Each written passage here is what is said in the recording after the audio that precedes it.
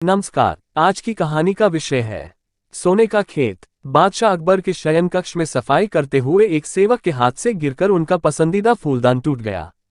फूलदान टूटने पर सेवक घबरा गया।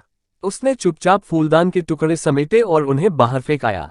अकबर जब शयन कक्ष में आए तो उन्हें अपना मनपसंद फूलदान नदारद दिखा। उन्होंने सेवक को बुलाकर उसके बारे में पूछा तो डर के मारे सेवक ने झूठ कह दिया, जहांपनाह में वह फूलदान साफ करने घर ले गया था। इस वक्त वो वहीं है। अकबर ने सेवक को तुरंत वह फूलदान घर जाकर लाने का आदेश दे दिया। यह आदेश पाकर सेवक के पसीने छूटने लगे। बात छुपाने का कोई औचित्य ना देख उसने अकबर को सब कुछ सच सच बता दिया और हाथ जोड़कर माफी मांगने लगा। अकबर फूलदान टूटने की बात पर तो उतने नाराज नहीं हुए, लेकिन उन्हें सेवक का झूठ बोलना हजम नहीं हुआ और उन्होंने उसे फांसी की सजा सुना दी।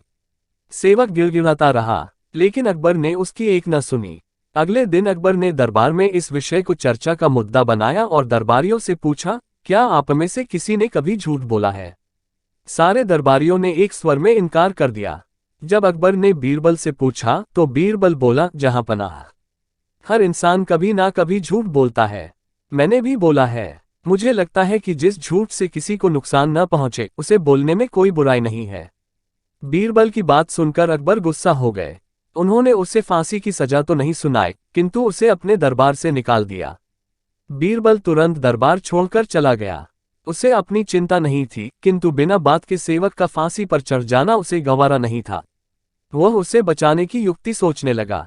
कुछ सोच विचार उपरांत उसने घर की जगह सुनार की दुकान की राह पकड़ ली। सुनार को उसने सोने से धान की बाली बनाने कहा। अगली सुबह सुनार ने बीरबल को सोने की बनी धान की बाली बनाकर दे दी, जिसे लेकर बीरबल अकबर के दरबार पहुंचा। दरबार से निकाले जाने के बाद भी वहां आने की बीरबल की हिमाकत देखकर अकबर नाराज हुए, लेकिन बीरबल ने उन्हें अपनी बात सुनने के लिए किसी तरह राजी कर लिया।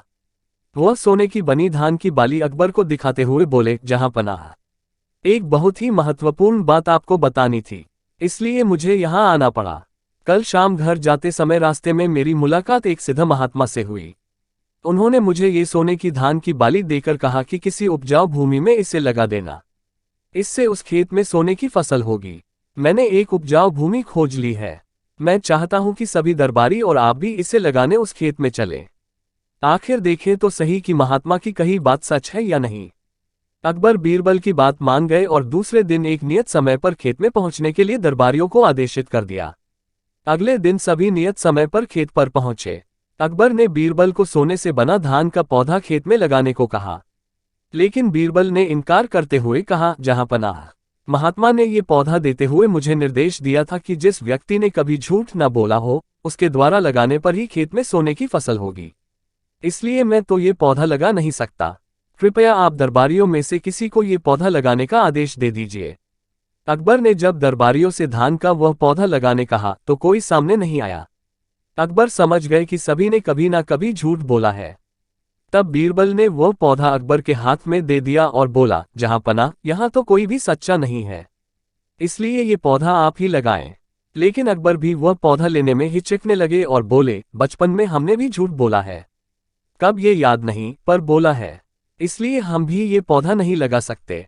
ये सुनने के बाद बीरबल मुस्कुराते हुए बोला, जहांपनाह, इस पौधे को मैंने सुनार से बनवाया है। मेरा उद्देश्य मात्र आपको ये समझाना था कि दुनिया में लोग कभी ना कभी झूठ बोलते ही हैं। जिस झूठ से किसी का बुरा ना हो वह झूठ झूठ नहीं है। अकबर बीरबल की बात समझ गए थे। उन्होंने उसे वापस दरबार में स्थान दे दिया और सेवक की फांसी की सजा माफ कर दी। अगर आपको वीडियो अच्छी लगी हो तो लाइक, सब्सक्राइब और शेयर करना ना भूलें। धन्यवाद।